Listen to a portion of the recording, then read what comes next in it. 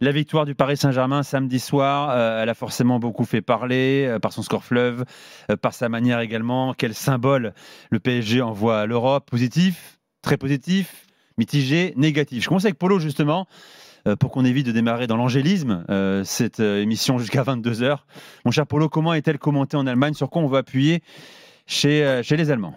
Il y a plusieurs sujets. La première, évidemment, c'est de reconnaître la supériorité sportive du PSG sur l'Inter, avec un PSG 2025 deuxième partie de saison, j'ai envie de dire qu'on n'attendait pas forcément à ce niveau-là. Si on se compare à ce qui s'est passé lors des phases de groupe, évidemment, avec un Liverpool que tout le monde voyait déjà gagnant, etc., et qu'à la fin, c'est le PSG qui est sorti du chapeau. La finale a vraiment impressionné.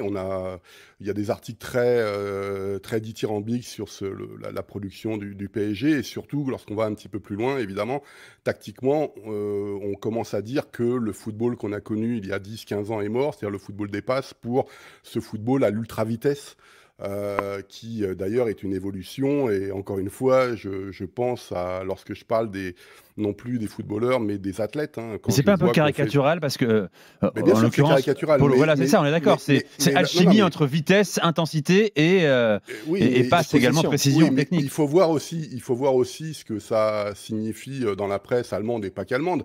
Quand on commence à me faire semaine après semaine, s'il y a des records de vitesse battus par des ailiers, etc., au bout d'un moment, c'est la crétinerie des médias. Hein, faut le dire très clairement. Moi que Baoya fasse 37 km/h, j'en ai un peu strictement rien à faire, quoi. Mais c'est pas grave, parce que c'est une tendance globale. Donc c'est intéressant de voir ça. La deuxième chose, évidemment, c'est ce que représente le PSG, non pas le club, évidemment. Moi, mon premier match au PSG, c'était en 81, et quand j'étais étudiant, je passais mon temps au parc tous les 15 jours dans les années 90. Donc c'est de montrer qu'est-ce que c'est que ce PSG version 2025. Et évidemment, c'est le PSG version Qatar. Et là, en Allemagne, on appuie beaucoup là-dessus, avec un très beau papier, je ne sais plus si dans la Süddeutsche ou si dans la Frankfurter Allgemeine Zeitung, qui précise qu'on aime ou qu'on n'aime pas le football d'aujourd'hui, c'est le football de demain. Donc ça veut dire beaucoup l'idéologie, c'est même pas la question du Qatar, parce que sinon il faudrait se poser la question de Manchester City, il faudrait se poser la question de ce qu'on appelle en Allemagne les investisseurs ou les actionnaires invisibles, ce qu'on appelle ça en Allemagne, et pas forcément dans le monde du football. Moi je le dis, hein, faisons un référendum en Europe pour voir si on veut ce genre de pays dans l'Union européenne. Je suis pas persuadé qu'il y ait un vote positif à la fin. La troisième chose, évidemment, c'est ce qui s'est passé, non pas à Munich, mais c'est ce qui s'est passé à Paris, c'est-à-dire que tu as d'un côté la liesse, mais tu as aussi la violence et la mort aussi au virage. Et ça, on en a parlé en Allemagne aussi, parce qu'on ne comprend pas en fait ce que cette France de 2025, et on ne comprend pas quels sont ses supposés supporters. Je mets ça entre guillemets, évidemment, même si certains portaient le maillot d'après les images que j'ai vues, etc. Et donc tu as tout ce discours. En fait, c'est même pas le PSG, c'est ce qu'il représente, et si c'est ce football de demain. Et les Allemands ayant toujours peur de se faire déclasser, et comme en plus on est dans une saison au niveau continental qui a été assez dramatique, puisqu'aucun club allemand était en demi-finale d'une Coupe d'Europe, c'est la première fois depuis 2021, c'était pas si loin que ça d'ailleurs. On est typiquement, lorsqu'on fait le bilan, tu regardes qui a gagné, mais en même temps, c'est ton propre miroir que tu regardes pour savoir où on en est, le football allemand en ce moment. Et c'est toutes ces questions, en fait, c'est la question du modèle allemand à l'aune de ce qu'a réalisé le PSG. Encore une fois, sportivement, c'est impressionnant, mais c'est tout ce qu'il y a derrière. Et à titre personnel, sur les violences que j'ai vues, j'ai du mal à croire que ces gens-là soient des adeptes de la reprise individuelle, et donc soient des Robin des Bois. Donc pour parler dans un langage anarchiste. Donc je comprends pas tout ce qui se passe. Je comprends pas les médias français, la façon dont ils écrivent en disant que c'est formidable, etc. Je suis dans une logique post-1998, où on m'a sorti le fabuleux slogan Black Blamber, qui est déjà, je le dis, un slogan communautariste. Je crois que j'étais un des premiers sur les ondes en France à le dire, mais c'est pas grave, ça a été défendu par certains médias. Et voilà, donc c'est un peu tout ça, et c'est assez passionnant, parce que je le rappelle, en Allemagne, il n'y a pas l'équivalent de l'Équipe.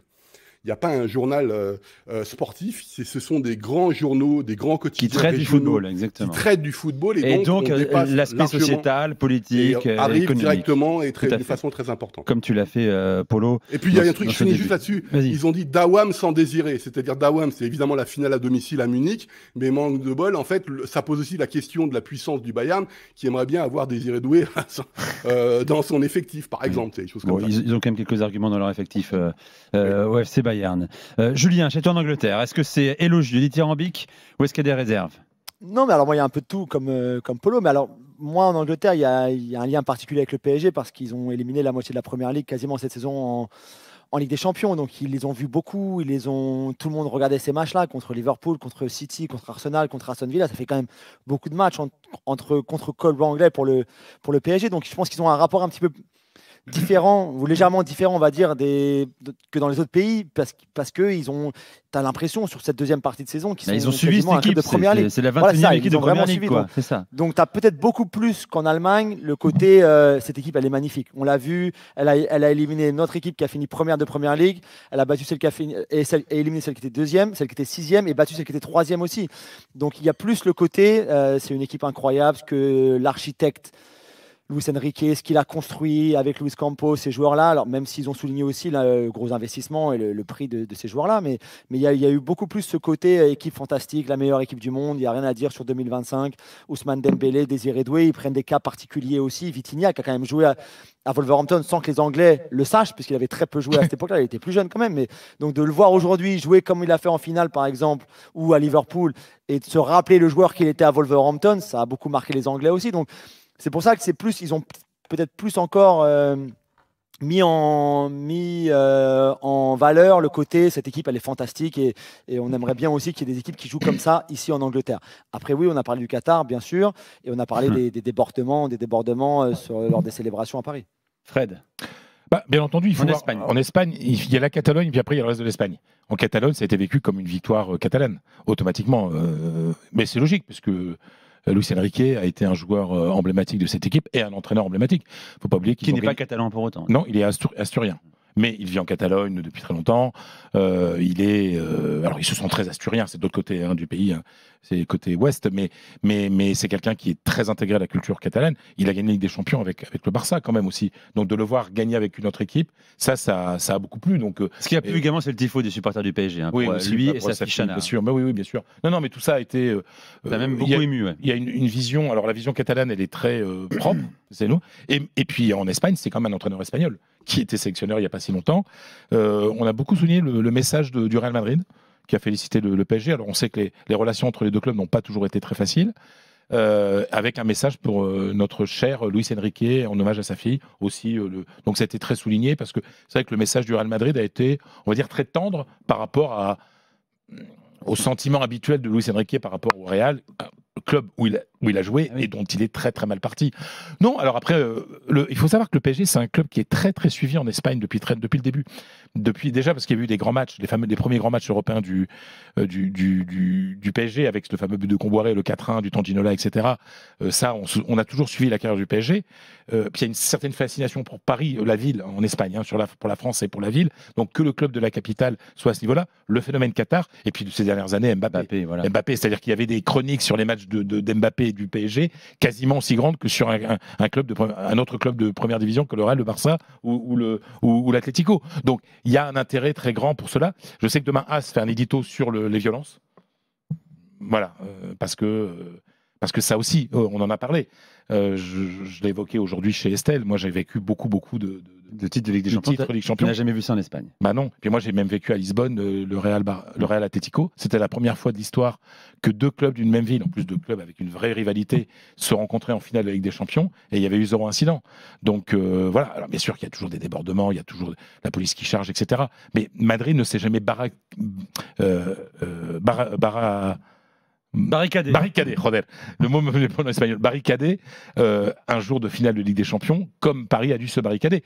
Donc voilà, ça a quand même un petit peu étonné. Ça, voilà. Mais beaucoup de, sportivement, beaucoup de respect et de même d'admiration. Personne n'a ri de Mbappé qui, dès lors qu'il quitte le PSG, voit son ancien club vainqueur des champions. C'est pas massif. C'est plutôt en France, ça. Voilà, oui, Mbappé, il vient de terminer sous leader européen, Pichichi de la Liga. On peut pas dire que, tu vois, on va pas lui dire, t'as pas gagné. Ben non. Est-ce que, on a commencé à en parler avec toi aussi, Paulo, tout à l'heure, parlons du plan tactique, aussi, ce qu'a fait Luis Enrique, le jeu qu'il a développé, la gestion de l'effectif, les contours de l'effectif, les profils. On en parlait tout à l'heure, les milieux de terrain, moins de puissance peut-être, de la vitesse, de la légèreté et avec une finesse technique. Mais la puissance, elle est mise ailleurs. Elle n'est pas au milieu de terrain, mais elle est mise ailleurs. Ouais. Elle est mise sur les côtés, la puissance. Est-ce qu'on dit, voilà, c'est ce qu'il faut faire désormais? Est-ce que vous l'avez lu, vous?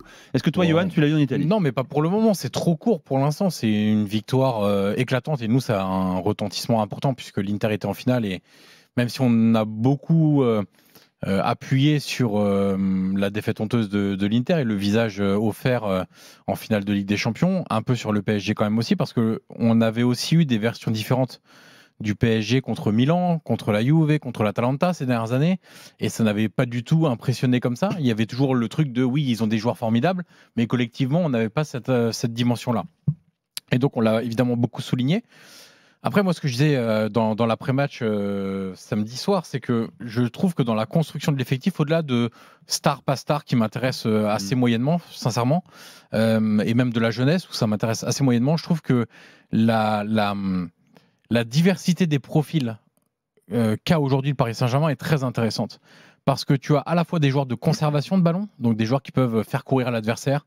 Tu as des joueurs qui sont capables de faire courir, de sortir les joueurs de leur arc habituel, de leur tactique habituelle, qui sont capables de simplement conserver jusqu'à l'étincelle. Et tu as aussi une capacité en transition qui est phénoménale, justement, où la puissance fait la différence. Alors, souvent, tu as le passeur qui est le joueur technique et le receveur qui est le joueur athlétique capable de gagner des 1 contre 1 sur des courses plus ou moins longues, plus ou moins brèves, plus ou moins explosives, avec plus ou moins de dribbles. Et donc là, on a tout un éventail de possibilités. D'ailleurs, les ailiers ne se ressemblent pas du tout. Que vous preniez un Gvara, un Désiré Doué, un Barcola, là encore, dans les ailiers, on a des profils qui sont différents. Vous rajoutez un Ousmane Dembélé, vous rajoutez un Ramos, même quand il entre en jeu, des jeunes joueurs aussi du centre de formation qui sont intéressants. Vous avez des latéraux qui sont très offensifs, mais qui sont en capacité de répéter les efforts quand même de manière globale. Donc, ça, c'est plus les contours de l'effectif. Ouais, moi je trouve qu'il est, en fait, je le trouve extrêmement bien construit par rapport à l'évolution du foot. C'est ce qu'a commencé à dire Polo sur répétition des efforts, capacité à presser sans ballon. Après, il y a tout. Comment ça a été chapeauté et modelé mentalement par l'entraîneur, qui est très intéressante. Il est très fort pour ça. Et qui est pour moi fondamental, parce que tu peux avoir les meilleurs profils du monde. Si ces mecs-là ne défendent pas, je veux dire, Gvara, prenez un exemple tout à l'heure, on en parlait avant l'antenne.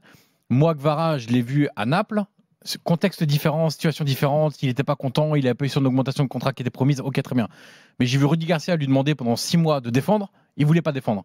Et quand il était remplacé parce qu'il ne défendait pas, il envoyait Petre, son entraîneur. Le voir 1 an après défendre comme un mort de faim à la 78e alors que tu mènes 4-0 ou à la, je sais plus combien, 80e minute que tu mènes 4-0, ça fait un peu sourire quoi. Bon. Bah, tu sais, Luis Enrique, que j'ai quand même beaucoup fréquenté, moi je l'ai vu jouer au Real déjà, je l'ai vu jouer au Barça, etc. Il a toujours eu une vraie forte personnalité. Je pense que c'est quelqu'un qui t'impressionne quand tu es dans le vestiaire. C'est-à-dire, quand il te parle, tu l'écoutes. C'est comme, tu sais, ce que disait Audiard, quand les mecs de 90 kilos regardent des mecs de 60 kilos, en général, les mecs de 60 kilos écoutent.